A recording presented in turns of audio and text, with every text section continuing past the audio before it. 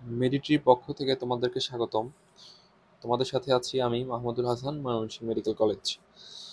আজকে আমরা পরিপাক ও শোষণ এই অধ্যায়ের প্রথম অংশটুকু আলোচনা করব এবং আলোচনায় হচ্ছে মেডিকেল এবং ভার্সিটি স্ট্যান্ডার্ড পড়ানোর চেষ্টা করব যাতে তোমরা ভর্তি পরীক্ষায় সফল হও। পরিপাক পরিপাক হচ্ছে একটা জৈব রাসায়নিক প্রক্রিয়া যার মাধ্যমে হচ্ছে জটিল খাদ্যবস্তু হরমোন আর এনজাইমের সহায়তায় সরল ও তরল খাদ্য-কণায় পরিণত হয়। সেই প্রক্রিয়াটা হচ্ছে পরিপাক। আর যে তন্ত্রের মাধ্যমে এটা পরিপাক হচ্ছে তাকে বলা হচ্ছে পৌষ্টিকতন্ত্র। এখন এই পৌষ্টিকতন্ত্র দুইটা পার্ট আছে, সামনে জানতে পারবা। সেটা হচ্ছে পৌষ্টিক গ্রন্থি এবং পৌষ্টিক নালী। এখন এই আমাদের যে খাদ্য আছে, এই খাদ্য হচ্ছে দেহকোষের গ্রহণ উপযোগী হতে হবে। জটিল খাদ্যকণা দেহকোষের গ্রহণ উপযোগী হতে হবে। এটা হচ্ছে দুইটা প্রক্রিয়া হয়, একটা হচ্ছে যান্ত্রিক পরিপাক, একটা হচ্ছে রাসায়নিক পরিপাক। যান্ত্রিক পরিপাকের মূল উদ্দেশ্য হচ্ছে গাঠনিক ভাঙন। এই গাঠনিক ভাঙনের মাধ্যমে অতি ক্ষুদ্র টুকরোয় পরিণত করে, যার ফলে এনজাইমের ক্রিয়াতলের বৃদ্ধি ঘটে। যদি হচ্ছে অতি ক্ষুদ্র ক্ষুদ্র কণায় পরিণত হয়, তাহলে হচ্ছে রাসায়নিক যে হরমোন এবং এনজাইমগুলো আছে এগুলো ভালো কাজ করতে পারবে। এটাই হচ্ছে যান্ত্রিক পরিপাকের উদ্দেশ্য। যান্ত্রিক পরিপাকের মধ্যে রয়েছে চিবানো, গলৎকরণ এবং হচ্ছে পেশির হচ্ছে একটা সঞ্চালন, যার মাধ্যমে ছোট কণায় পরিণত হচ্ছে। আর রাসায়নিক পরিপাকটা কি? রাসায়নিক পরিপাক হচ্ছে এই ছোট যে খাদ্য কণায় পরিণত হলো, এই ছোট খাদ্য কণাকে অ্যাসিড, ক্ষার, এনজাইম এগুলোর সাহায্যে ভেঙে একবারে সরল উপাদানে পরিণত করা, যেটা হচ্ছে আমাদের দেহকোষ গ্রহণ করতে পারবে। এখন এই মানুষের যে পৌষ্টিকতন্ত্র আছে তার দুইটা পার্ট আছে, যেটা আগেই বলেছি। একটা হচ্ছে পৌষ্টিক নালী, একটা হচ্ছে পৌষ্টিক গ্রন্থি। এই তো আমরা জানি যে আমাদের দেহ হচ্ছে প্রথমে কোষ, কোষ থেকে টিস্যু, টিস্যু থেকে অঙ্গ, অঙ্গ থেকে তন্ত্র, এবং অনেকগুলো তন্ত্রের মাধ্যমে আমাদের পুরো দেহ হচ্ছে গঠিত। এখন পরিপাক তন্ত্রে হচ্ছে সেরকম একটা তন্ত্র, এরকম আছে রক্ত সংবহন তন্ত্র, আছে কঙ্কাল তন্ত্র, আছে সমন্বয় তন্ত্র, এরকম আরো অনেক ধরনের তন্ত্র আছে, যেটা হলো system, digestive system, cardiovascular system, এরকম। এখন এই পৌষ্টিক নালী হচ্ছে মানুষের 8 থেকে 10 মিটার। এই পৌষ্টিক নালী হচ্ছে মুখ থেকে শুরু করে মুখ, গলবিল, অন্ননালী, পাকস্থলী, ক্ষুদ্রান্ত, বৃহদান্ত্র, পায়ু এ পর্যন্ত হচ্ছে বিস্তৃত। এদের আবার বিভিন্ন অংশ আছে। আর পৌষ্টিক গ্রন্থি হচ্ছে মানুষের 5টা। এই চিত্রে দেখাইলে ভালোভাবে বুঝতে পারবে। পৌষ্টিকতন্ত্রের দুইটা অংশ, একটা পৌষ্টিক নালী, একটা হচ্ছে পৌষ্টিক গ্রন্থি। পৌষ্টিক গ্রন্থি হচ্ছে 5টা, যেটা অনেক ইম্পর্টেন্ট। মানুষের প্রথমে যে পৌষ্টিক গ্রন্থি সেটা হচ্ছে লালা গ্রন্থি। এই কানের পিছনে থেকে হচ্ছে প্যারোটিড গ্রন্থি। তারপরে হচ্ছে জিহ্বার নিচে হচ্ছে সাবলিঙ্গুয়াল, এবং চোয়ালের নিচে হচ্ছে সাবম্যান্ডিবুলার। এই তিন জোড়া হচ্ছে মানুষের লালা গ্রন্থি। আর এটা হচ্ছে পরিপাকের মূল যে গ্রন্থি, সেটা হচ্ছে যকৃৎ। যকৃৎ হচ্ছে পরিপাকের মূল গ্রন্থি। তারপর আছে প্যানক্রিয়াস বা অগ্ন্যাশয়, এই তো মরিচের মতো প্যানক্রিয়াস বা অগ্ন্যাশয়। তারপরে আছে গ্যাস্ট্রিক গ্রন্থি। গ্যাস্ট্রিক গ্রন্থি হচ্ছে পাকস্থলীর প্রাচীরে থাকে।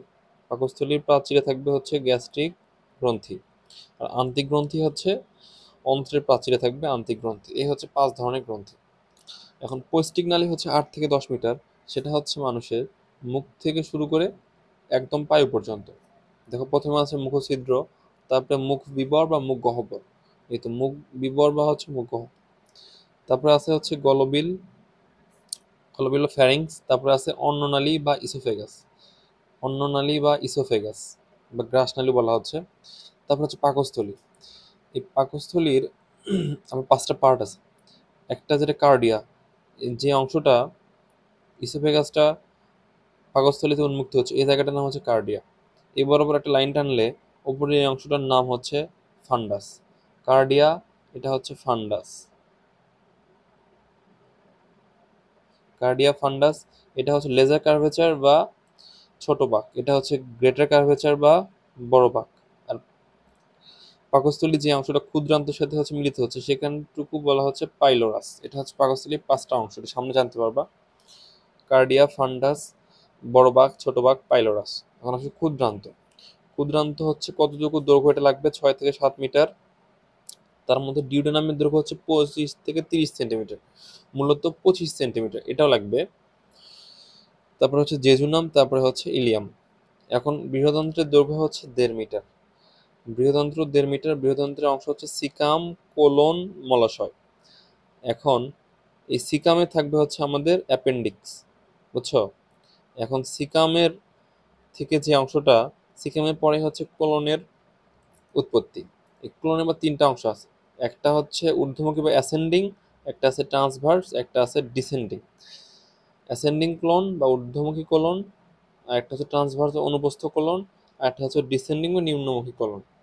তারপর কোলনের শেষে যে অংশটা সিগময়েড কোলন বলা হচ্ছে। আর সর্বশেষ যেখানে হচ্ছে মল জমা থাকে তার নাম হচ্ছে মলাশয় বা রেকটাম। আর সর্বশেষে হচ্ছে অ্যানাস। এটা হচ্ছে পুরো মানুষের পৌষ্টিকতন্ত্র একটা ডায়াগ্রাম। আশা করি তোমরা বিষয়টা ভালোভাবে বুঝতে পারছো, কারণ চিত্রে সব বোঝা যাচ্ছে, এখানে ভিজুয়ালাইজেশনটা সুন্দর হয়েছে।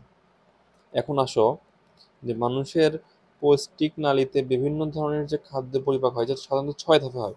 প্রথমে হচ্ছে আমরা গলৎকরণ করি বা ইনজেকশন করি। তারপরে খাদ্যের হচ্ছে সঞ্চালন হয় বা মুভমেন্ট বা পেরিস্টালসিস হয়। তারপরে মেকানিক্যাল ডাইজেশন হয়, মানে যান্ত্রিক পরিপাক। তারপর রাসায়নিক পরিপাক হয়।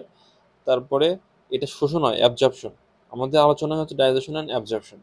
তারপরে সে বর্জ্য পদার্থগুলো ইলিমিনেশন হয় বা দেহের বাইরে বের হয়ে যায়।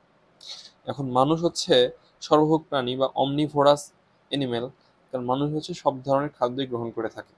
এখন খাদ্য উপাদান হচ্ছে আমাদের কয় ধরনের? সাধারণত আমরা আগে থেকে জানি খাদ্য উপাদান হচ্ছে 6 ধরনের। এটা হচ্ছে শর্করা, আমিষ, স্নেহ, ভিটামিন, খনিজ লবণ আর হচ্ছে পানি। এখন প্রতিটা মানুষের হচ্ছে একটা নির্ধারিত পরিমাণ এই খাদ্য উপাদানগুলো গ্রহণ করতে হয়। এখন শর্করার পরিমাণের থেকে সবচেয়ে বেশি ইম্পর্টেন্ট হচ্ছে ভিটামিন। ভিটামিন ছাড়া হচ্ছে শারীরবৃত্তীয় কাজগুলো সম্পাদন হবে না। আর 2 থেকে 3 লিটার হচ্ছে পানি প্রয়োজন। এখন তোমার পারলে এই ছকটা মনে রাখবা, কিন্তু এটা এই শর্করা আর হচ্ছে আমিষের পরিমাণ না জানলেও চলবে। এখন প্রধান কাজ কি সেটা তো আমরা জানি। আমরা জানি হচ্ছে শর্করা আমাদের দেহে তাপ শক্তি উৎপাদন করে। আর আমিষ কি করে? ক্ষয়পূরণ বৃদ্ধি সাধন করে। আমিষ কি করে? ক্ষয়পূরণ বৃদ্ধি সাধন করে। আর স্নেহ কি করে? তাপ শক্তি উৎপাদন করে। আর ভিটামিনের কাজ হচ্ছে মেইন পুষ্টি বৃদ্ধিতে সহায়তা করে, রোগ প্রতিরোধ ক্ষমতা বাড়ায়, খনিজ লবণও তাই। আর পানি তো আমরা জানি প্রোটোপ্লাজমকে সিক্ত রাখে বা কোষের যত বিপাক প্রক্রিয়া সব হচ্ছে নিয়ন্ত্রণ করে। এটা হচ্ছে আমরা আগে থেকে জানি।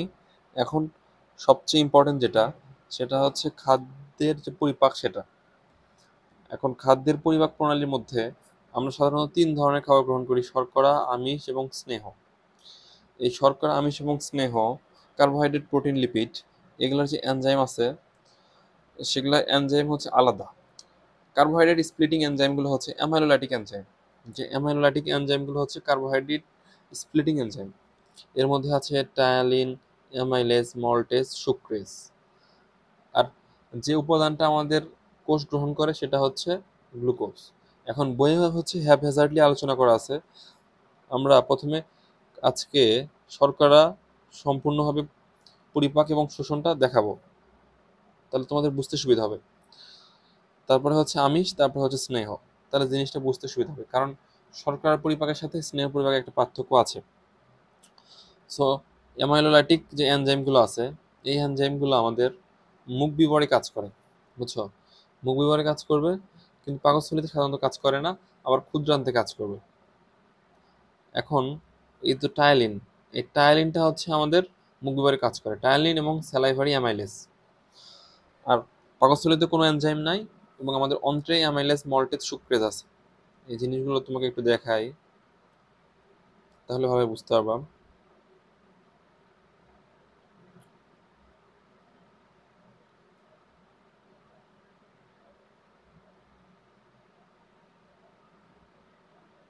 এই তো মুখ বিবরে হচ্ছে শর্করা পরিপাক। এই মুখ বিবরে হচ্ছে আমাদের টায়ালিন এবং হচ্ছে মল্টেজ, এই দুটা কার্বোহাইড্রেট স্প্লিটিং এনজাইম পাওয়া যায়। এরা কি করে?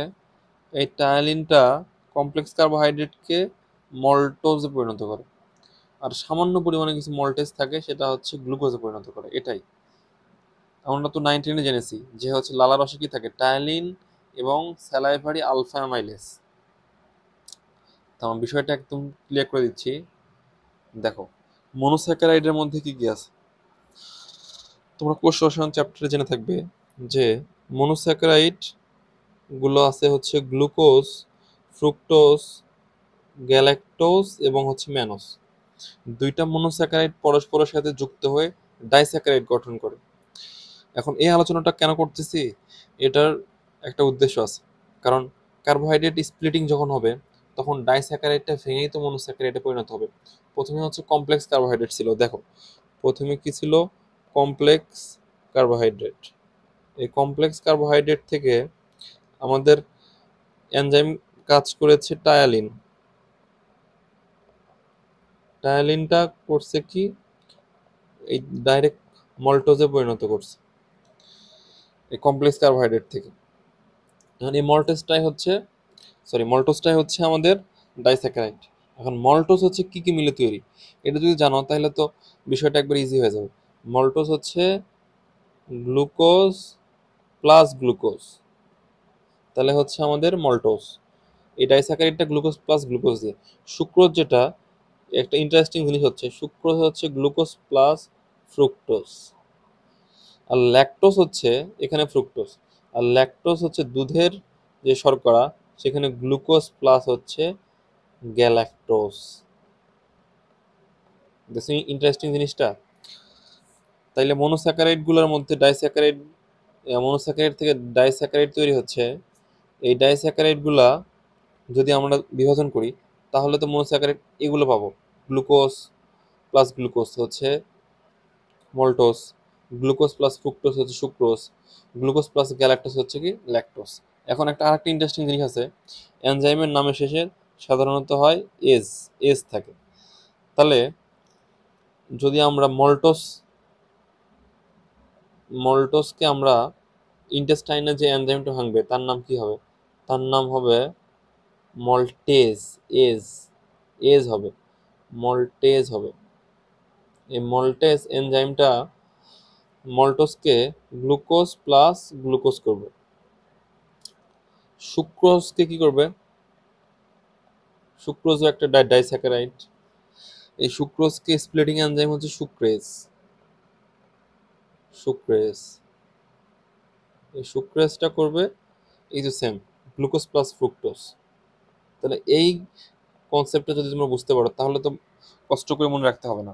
তোমার শুধু মনে রাখবো ডাইস্যাকারাইড কোনটা ভেঙে কোনটা তৈরি হয়, এটা ইজি। মল্টোজ হচ্ছে গ্লুকোজ গ্লুকোজ, এটা তো মনে রাখা যাবে।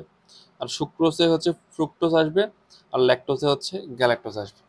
তাহলে ল্যাকটোজ যেটা আছে দুধের শর্করা, সেটা এনজাইমটা কি হবে? Lactase, lactase enzyme. সেটা ভেঙে হবে গ্লুকোজ প্লাস গ্যালাক্টোজ। আশা করি বিষয়টা বুঝতে পারছো। তাইলে আমাদের মুখ বিবরে হচ্ছে কি, টায়ালিনের উপস্থিতিতে মল্টেজ হচ্ছে এবং সামান্য কিছু মল্টেজ গ্লুকোজে পরিণত হচ্ছে। আর যেহেতু পাকস্থলীতে কোনো কার্বোহাইড্রেট পরিপাককারী এনজাইম সাধারণত থাকে না, তাহলে শর্করার পাকস্থলীতে কোনো পরিপাক ঘটবে না। এই জিনিসটা ইম্পর্টেন্ট মেডিকেল অ্যাডমিশন টেস্টের জন্য। কারণ পাকস্থলীতে হচ্ছে শর্করা পরিপাককারী কোনো এনজাইম থাকে না। তাহলে মেইন পরিপাকটা হবে কিসে গিয়ে? ক্ষুদ্রান্তে হবে।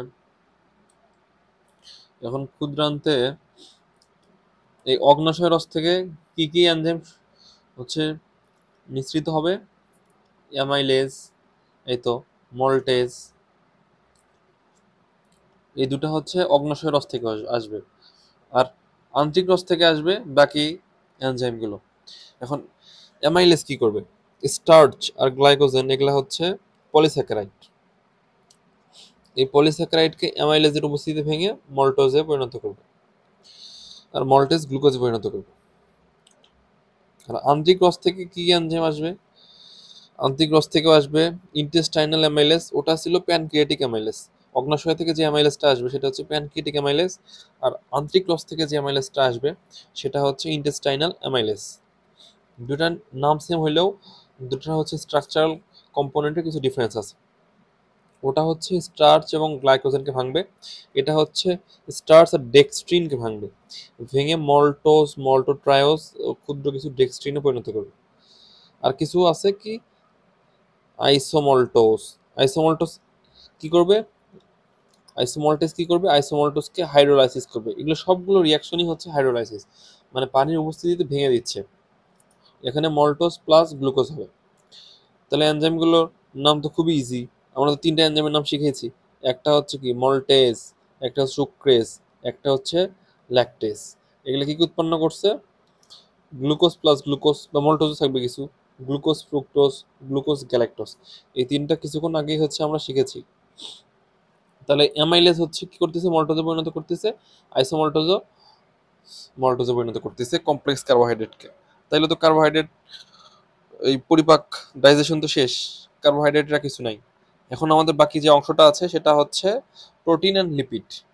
এখন প্রোটিনের ক্ষেত্রে একটা ইন্টারেস্টিং জিনিস হচ্ছে, প্রোটিন হচ্ছে মুখ বিবরে পরিপাক হয় না, ওরাল ক্যাভিটিতে কোনো এনজাইম নাই। আর কার্বোহাইড্রেটের ক্ষেত্রে হচ্ছে স্টোমাকে কোনো কার্বোহাইড্রেট স্প্লিটিং এনজাইম নাই। এটা হচ্ছে একটা ইন্টারেস্টিং জিনিস। সো আজকে ক্লাস এতটুকুই রাখি, শর্করা পরিপাক পর্যন্ত। নেক্সট ক্লাসে আমরা আমিষ পরিপাক দেখাবো, তারপরে হচ্ছে তারপরে ক্লাসে আমরা লিপিড পরিপাক দেখাবো, তার সাথে শোষণগুলো দেখাবো, সবগুলো শোষণ কিভাবে হচ্ছে, তারপরে পরিপাকে হরমোনের ভূমিকা। তাহলে মোটামুটি এই অধ্যায়টা সম্পূর্ণভাবে বুঝে বুঝতে তোমরা শেষ করতে হবে। সো আজকে ক্লাস এতটুকুই। ক্লাস করার জন্য তোমাদেরকে ধন্যবাদ এবং মিলিটারির সাথে থাকার জন্য তোমাদেরকে আহ্বান জানাচ্ছি। আমাদের এই ক্লাসগুলোর মাধ্যমে তোমাদের মেডিকেলের অ্যাডমিশনের স্বপ্ন পূরণ হবে, এটা আশা করি। আজকে এই পর্যন্তই। আল্লাহ হাফেজ।